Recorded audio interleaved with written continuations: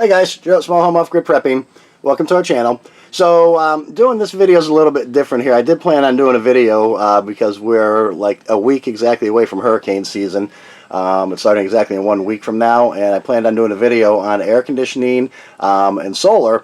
Because if you've ever gone through a hurricane, you've ever gone through a big storm where the power goes out, you know exactly what happens.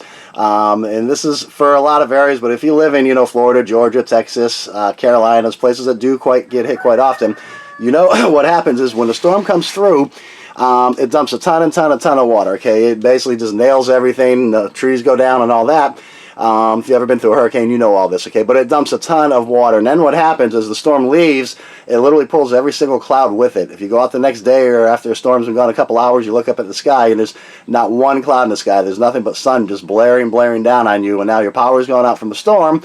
And in areas where we have high humidity after the storm, which a lot of places will, even not only Florida, it's going to create the most unbearable humidity you've ever seen, okay? So air conditioning for emergency power is super important, and a lot of times even generators, if you have bigger units and stuff like that, generators not going to run it. Too big of a unit, it's going to be hard to run on solar, which you could run on solar, you could run on a generator, but you're going to spend thousands and thousands of dollars to get into that size. And that's what I keep trying to show you guys here. This is a simple basic system I put in. It gives me more than enough power that I need.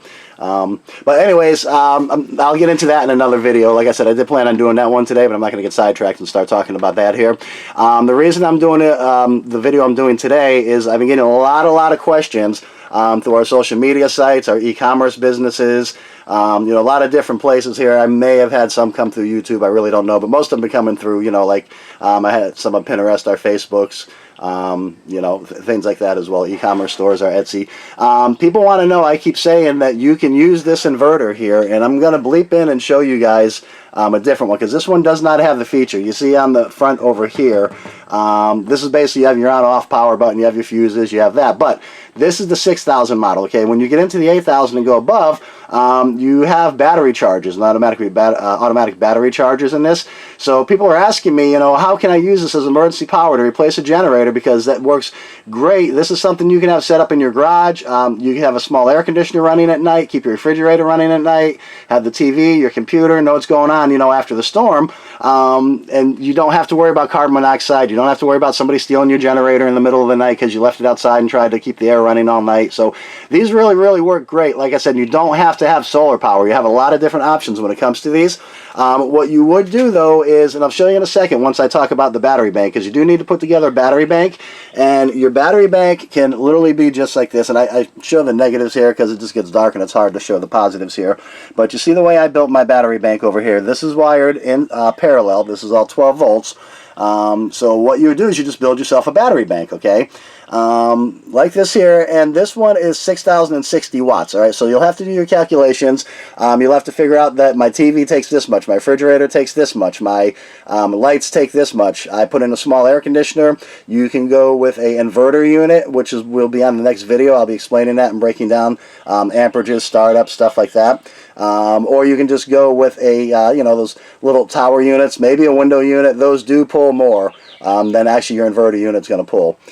They're just not designed as efficient as the inverter unit is, but I'll get into that in the next one. But this one here, when I break down my wattage, okay, and I'm only running my refrigerator, I'm only running, a TV, in that emergency situation, now I'm spoiled. We keep the lights on all the time, we keep the air low, there's 2 TVs running, even when I'm on my solar, it's running. We're like this, my wife and I are usually on the laptop, so if I were to actually put that down to what my emergency power is, I have about 15 hours of power here to run the refrigerator, the TV, keep my laptops powered up, have the AC at a comfortable temperature, not as low as I like to keep it. So like I said, you need to build your battery bank. These are 5 lead acid batteries here. They're about $100 a piece in that area. You could go lithium ion. They get way more expensive. You can spend $2,000, $3,000, $4,000 on your battery bank if you wanted to. I don't find that very necessary myself. Like I said, this one just works perfect, especially using it with solar. But that's the first thing you need to do, is build your battery bank. And like I said, this one doesn't have it, but let's jump over here real quick and let's take a look at the ones that do, because only the 6000 doesn't. There is no battery charger here, but when you get into the other ones, going 8,000, 10,000, the 15s, they all have both adjustable voltage, which this one doesn't have adjustable voltage. This one does put out 230. I've showed you guys here. Those ones you can adjust to 240, but let me pop in real quick and let me show you guys that one here. Okay, so this is the 8,000, the 10,000, the 15,000. These all look identical, okay? And if you look at the very top left corner here, you see the button that says Power Saver On, Power Saver Off. I'll talk about that feature real quick first. What Power Saver On means is this unit would be in standby. That is something you would use for a transfer panel, okay? If you wanted to, whatever. If you're running hybrid, like I run this on a hybrid, I have utility power, I have solar power. I can actually wire in a transfer panel that would have both the power company's power going into it and it would have my solar power going into it, and it would run on the power company's power unless, let's say, I'm sleeping in the middle of the night and a storm comes through. I don't want to wake up in the morning and find all my food in my refrigerator and the freezer all melted and went bad. What would happen is this would automatically switch over to solar power if the power went out, and you know, I wouldn't even know. I transfer circuits into there, maybe a couple lights, refrigerator. So that's what Power Saver On does. You leave this on Power Saver On and it will run on the utility company in the transfer panel, your normal power, and if that power goes out, it will automatically switch over those circuits, you know, to your solar power. So now if you look directly next to that, you see another button that says UPS and ATS. Okay, ATS means automatic transfer switch. UPS is uninterruptible power source, power supply. Basically what that does, okay, if you set it on that and you have a battery bank and you have this connected, and you look at the very bottom here where it says AC input, you know, you have ground, neutral, load, okay, over here. So basically it's a 120 input, okay, that you'd put in there. What this will do is this will maintain the battery charger. The battery chargers will charge, but what this will do is it will run you on whatever you have connected to it. If you have it connected like I do to run your house, you know, through a generator inlet or something like that. Basically what this thing will do is it will run you on the batteries until the batteries go too low. Once the batteries go too low, it'll automatically switch back over to the battery charger and the utility power, and it will use that utility power to go through your inverter and continue to power what you've had. So it's uninterruptible. So you don't even notice a difference when it switches back and forth. So if you have, say, a 10-hour battery bank, this would run for that 10 hours, and when it got too low, you'd switch back, it would charge the batteries, and then swap back over to the batteries, which, you know, with inflation, with what power is costing these days, that's just a great way to save on power, okay? So, like I said, that's basically one of the ways you can use this thing. Automatic transfer switch means it will automatically transfer back over. So next, really, if you look at the little blue buttons under Power Saver Off, Power Saver On, that's probably one of the best features to this thing. That is adjustable voltage, okay? These things are set up for, you know, 110, 220, 115, 230, or 120, 240. In my case, 115, 230 is perfect. Okay? That's why I don't need all these features here. Though I probably am going to switch over to this 8000. If you guys go to our Etsy site, you'll see there's not a big difference in the price on these things here. But anyways, you can use that little dial right there to adjust your AC voltage. So if you want a true 120, 240, for whatever reason you need that, then you could do that, okay? So the other thing, like I said, if you keep this thing plugged in, it'll charge your battery. So next question people are asking me is like this, and hey Joe, all right, so I have a battery bank, it has 10 hours of power. What happens once I've used that 10 hours? I mean, and you know, I've seen storms come through where people are 3, 4, 5, 6, 7 days. I've gone myself some years back, 7 days with no power. And you know how bad you suffer when you do that. It was completely horrible to have no AC. Hurricanes hit us in the middle of the summer. It's the hottest time out there. It creates all that humidity. So what happens then is, you guys have heard me say in the last video when I talked about solar power or generator, and my recommendation is both, and that's what I have. My generator basically is simply really just for the well. This will run my well, but I would have to bring it closer. It's 300 feet away, and you know, with that battery bank down there, it would be a big, you know, complication. So the generator would run that well. Reason being is that generator has less of a voltage loss than this does. This is putting out 230, that's putting out 240. So by the time you travel that distance on either one, you've had a bigger voltage loss on the solar than you have on the generator. If I had the 240 option here, that might not be the difference because I would have less of a voltage drop going there. But again, I have the generator. So like I said, people are saying, hey Joe, what happens when those batteries go down? I mean, if I have temporary power and only need like 10 hours of power to run my fridge, normal storms come through where your power's only out for 2-3 hours, hey, that's, you know, no big deal, I'm fine. Well, that's the great thing, okay, is now you have two options. Your first option is to just simply start up your generator and use your generator to charge these batteries back up. So now what you've done is you've run without having a noisy generator, without having to go through gas, without having to go through oil, anything like that, gas being the big thing. You had 10 hours of power. So now you ran out of that power, so now you use your generator, the battery charger and the inverter will kick back in, and you just, it'll charge up your battery. So what you're going to do, if you look at the bottom there where it says load, neutral, ground, there is no cord. You have to add the cord, okay? It's just a cord that you would plug into the wall. It's a regular power source, so now you would just plug that cord into the outlet on the generator. That's it. And it will charge up your batteries for you. And what's that going to take? I don't know, maybe 2-3 hours, somewhere in that area there. Turn the generator back off. Now you have 10 hours of power all over again. So that is your first option, is to use the generator to charge this back up. And instead of running the generator and burning all that gas and, all that noise going on and dragging out the generator and all that, and now basically you're using your power inverter and your battery bank to give you power. You'd never be without power again because you always have this thing set up. The power goes out, you're simply flipping it on, and you're good to go. So yeah, like I said, you're using the generator a lot less, and you have more free power than having to have gasoline.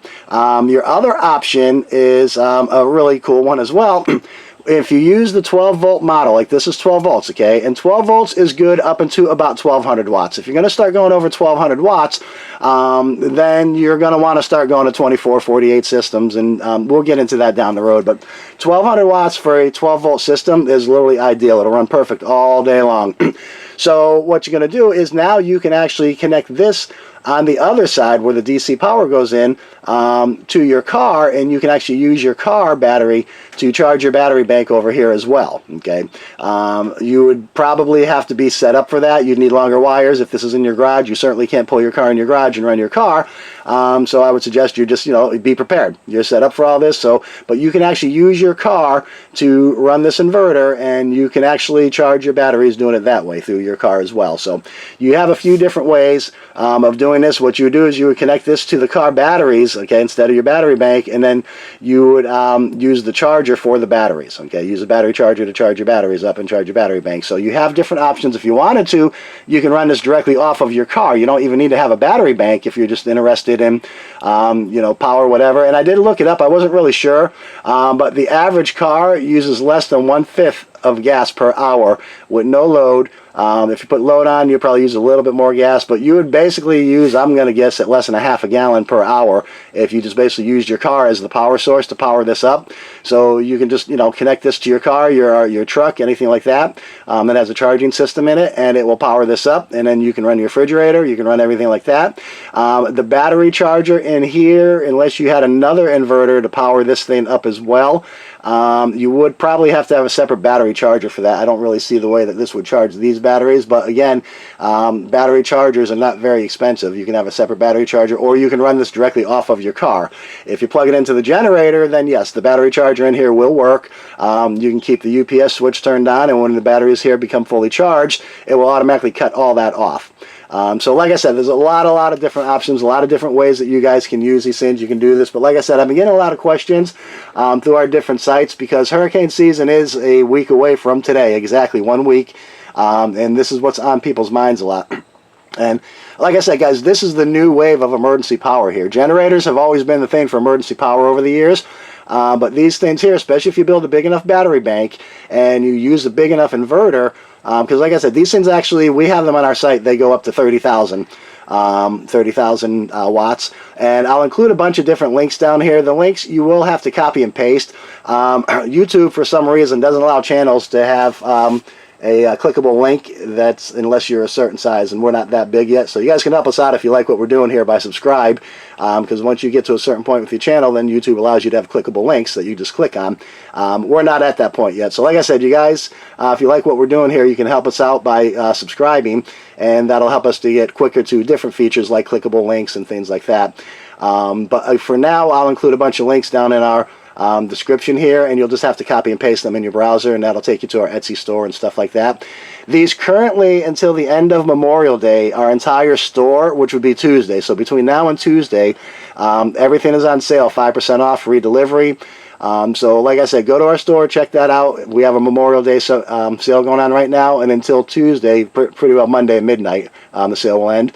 Everything right now is 5% off. I will include the promo code as well, and the link to our Etsy store. There's a couple of them. I'll include the link that actually takes you to for our promo code, but if it doesn't work, then you'll also have the Etsy link as well, because I'm not sure if you can't click it or copy and paste and that'll work, but they're both there. So go to our Etsy store, and there'll be a promo code here. When you check out, just enter the promo code, and it will automatically take 5% off for you guys.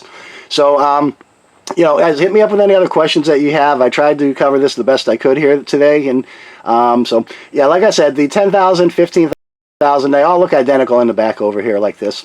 So like I said, you just connect them to your battery bank, and if you need to recharge your battery bank, your best option is to start your generator up for a couple hours. You know, plug things into your generator, your refrigerator, stuff like that. Let the inverter with the battery charger built right into it charge up your batteries. Keep the UPS on, and as soon as the batteries are fully charged, and actually, you know what? Thinking about this, you wouldn't even have to switch your power over, because once you connect this itself to your generator, it's going to give you power, so you don't even need to plug things in.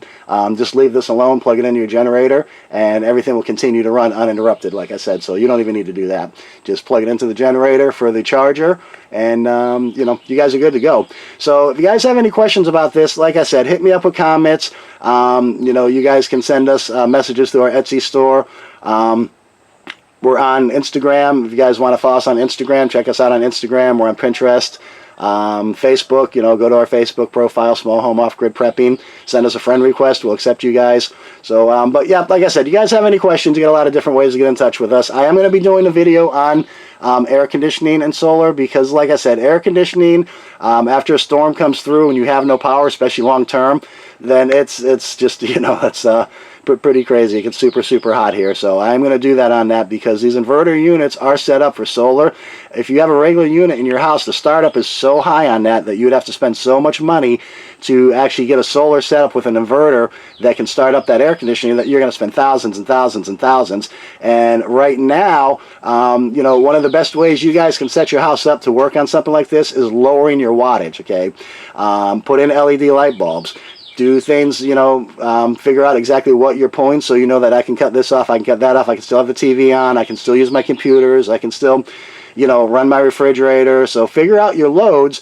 The thing is, though, is you guys will find that it's a lot cheaper to actually replace an air conditioner. No matter how old your, you know, conventional air conditioner is, you're going to find that it's cheaper to replace that and put an inverter unit in. And these inverter units go up to 5 tons, and they start at like 3/4. Okay, so if you want to do this efficiently, and you want to just take a section of your home and put in the 3/4, and let me tell you, the great thing is about these things too is they come ducted with air handlers that can go up in the attic, or the bigger units have air handlers. You know, if you have one that's standing in your garage right now, some people call it a furnace. These ones replace those, okay? But you can put it in your attic, and you can actually add a couple ducts in like 2 different rooms. Let's say you want the master bedroom to cool off, and you want the kids' bedroom to cool off if you guys have no power. Well, this can run on your solar, and it can, you know, have ducts. You would have the ducts for the regular unit, then you'd have a second duct added in your room somewhere. You really couldn't tie the two together. I mean, they do make dampers that switch, but I wouldn't suggest getting into that. But you basically just have a separate one. They make them ductless, where you can just put a head. If you only want the one bedroom, then you can mount the head up on the wall, but you'd stare at the head. You know, they make cartridges, one where the whole air handler goes up in the ceiling. So I'll show you different options, and I'll include a link. We're a dealer for Pioneer Air Conditioning, and they're about the best I've seen when it comes to this. They really know what they're doing here. So I'm going to get into that in the next video. Like I said, guys, have any other questions, you know, hit me up. And like I said, if you like what we're doing here, you can help us out, subscribe, hit the notification buttons. You'll see our other videos. But like I said, when we get to a certain point, then YouTube starts allowing us to have clickable links and different things here. So, all right, guys, so I'll see you on the next one.